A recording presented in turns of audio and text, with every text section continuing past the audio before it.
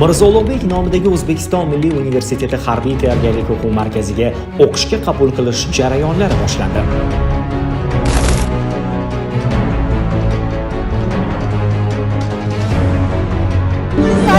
Кадры, к сожалению, мы не видим.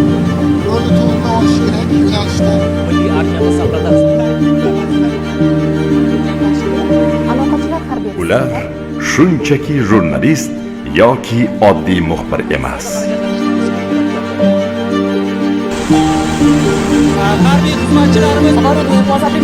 Ular milliy armiyamiz faoliyati ochiqligini ta'minlovchi muhim vosita. Yoshlarni harbiy vatanparvarlik ruhida tarbiyalovchi jonkuyar ustoz. Xalq va armiya o'rtasidagi ishonchli ko'prikdir.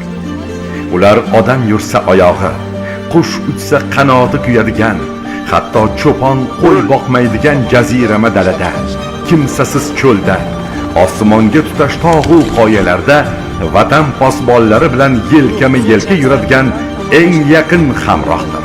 Xizmat vazifasini bajarish o'ziga yarasha mashaqqatli mukofot. Ular shunchaki jurnalist yoki oddiy muxbir emas. Ular bugungi tezkor va talabchan media makonda qog'oz va qalam, so'z va tasvir orqali mamlakat va milliy armiyamiz manfaatlarini himoya qilayotgan professional harbiy jurnalistlar. Harbiy jurnalistika bu sharaf, mas'uliyat va vatanparvarlik. Harbiy jurnalistika bu vatanga so'z orqali xizmat qilishdir. So'zning qudrati va jasorat birlashadigan nuqta bu harbiy jurnalistika.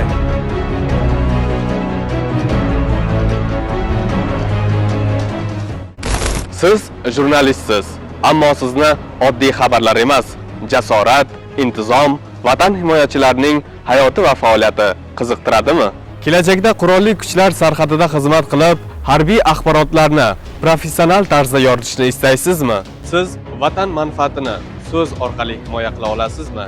Ha bo'lsa, unda sizni Mirzo Ulug'bek nomidagi O'zbekiston Milliy universiteti harbiy tayyorgarlik o'quv markazida tashkil etilgan harbiy jurnalistika yo'nalishi bo'yicha o'qishga taklif etamiz. Bu yerda siz 1 yil davomida asosiy o'qish joyingiz bilan parallel ravishda ushbu mutaxassislikni egallaysiz. Harbiy tayyorgarlik o'quv markazida jurnalistika bilan bir qatorda saf tayyorgarligi, harbiy ruhiy psixologik tayyorgarlik, harbiy texnika hamda otish tayyorgarligi fanlari chuqur o'rgatiladi. Dars mashg'ulotlari nazariy va amaliy tarzda tashkil etilib, ularni tajribali mutaxassislar va professor ofitserlar olib boradi. Harbiy tayyorgarlik o'quv markazi zamonaviy moddiy texnik baza bilan to'liq jihozlangan. O'quv jarayoni puxta ishlab chiqilgan reja va yuqori saviyadagi professional metodik ishlanmalar asosida olib boriladi. Mashg'ulotlar uchun zarur bo'lgan maydonlar va harbiy texnikalar bilan to'liq ta'minlangan. Harbiy jurnalistika mutaxassislarini tayyorlashdan maqsad harbiy sohada yuz berayotgan jarayonlarni tezkor va ishonchli yoritadigan, axborot xavfsizligi talablariga rioya qiladigan, vatanparvarlik ruhiga ega, zamonaviy bilim va amaliy ko'nikmalarga ega bo'lgan professional jurnalist kadrlarni tayyorlashdan iborat. O'qishni tamomlagan talabalar qurolli kuchlar axborot tizimida harbiy nashrlar va saytlar, shuningdek ijtimoiy media loyihalarida faoliyat yuritish imkoniyatiga ega bo'ladi.